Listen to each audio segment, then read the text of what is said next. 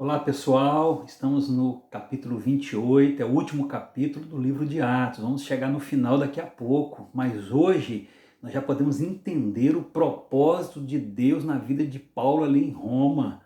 Ele já pregava o evangelho abertamente, o reino de Deus estava sendo expandido por toda aquela capital do mundo. E o texto de hoje, o verso 21 e 22, lembrando aqui que é a resposta dos líderes dos judeus quando Paulo reuniu ali em sua casa, falamos aqui no vídeo anterior. Então eles vão dizer assim, vejam bem: não recebemos nenhuma carta da Judéia e ninguém que veio de lá nos informou alguma coisa contra você.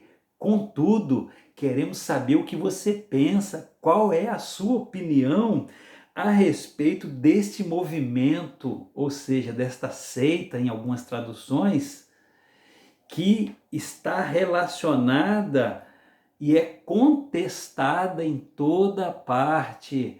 Esta seita a qual ele se refere, eles mesmos chamavam a seita dos nazarenos, mas era a doutrina cristã deixada pelo nosso mestre, é a doutrina de vida, é o evangelho santo, perfeito, mas que eles procuravam se opor. Querida, a oposição ao Evangelho, a oposição ao reino de Deus, à Igreja de Cristo, aos líderes, ao cristão, ela sempre aconteceu e sempre vai acontecer, não se engane. Então que você continue firme no propósito daquele que te chamou e daquele que está te enviando, ok?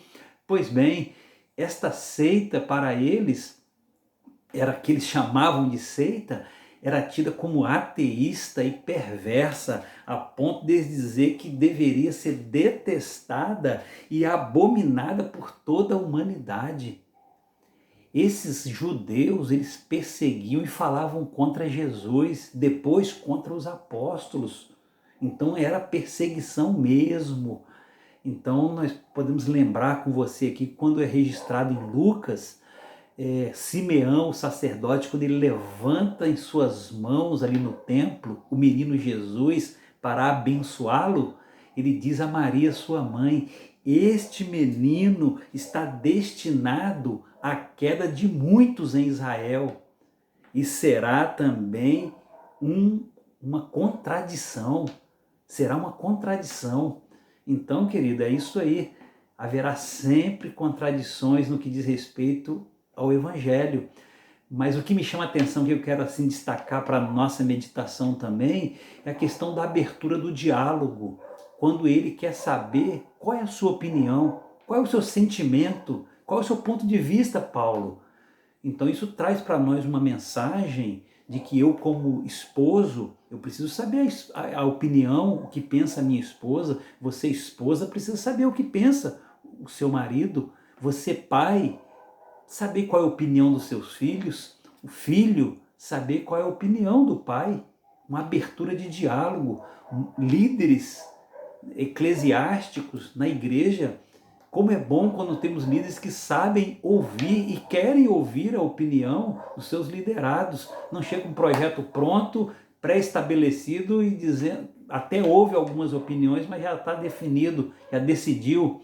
Então isso não é satisfatório, não é forma de crescimento em nenhuma dessas relações que aqui falamos.